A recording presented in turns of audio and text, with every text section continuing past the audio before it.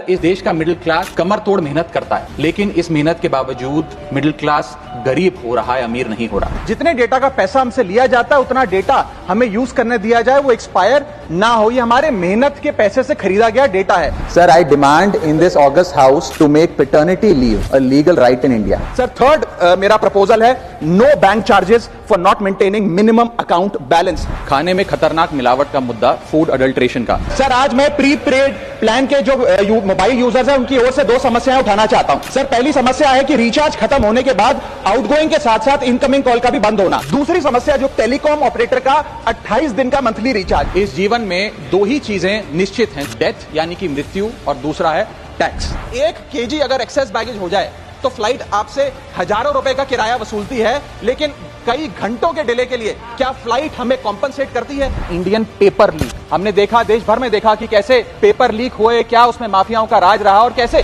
बच्चों का भविष्य आज अंधकार की कागार पे खड़ा हुआ है। क्योंकि एयर पोल्यूशन का सारा दोष देश के किसान पर मढ़ा जाता है। आज मैं उस किसान की आवाज उठाना चाहता हूं। सरकार से मांग करता हूं कि हेल्थ और लाइफ इंश्योरेंस पर कम से कम हम जीएसटी ना लगाएं। ये कोई लग्जरी गुड या लग्जरी प्रोडक्ट नहीं है।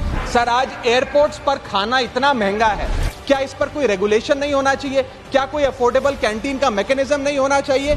सर, मैं बात कर रहा हूं जोमेटो और स्विगी के डिलीवरी बॉयज की। सर, आज मैं इनका दर्द सदन में रखना चाहता हूं, और ये 10 मिनट की डिलीवरी का जो जुल्म है इसे समाप्त करना चाहिए। कहीं कैशलेस इलाज अचानक मना कर दिया जाता है, महीनों तक फाइल लटकाई जाती है, रीइंबर्समेंट नहीं मिलता।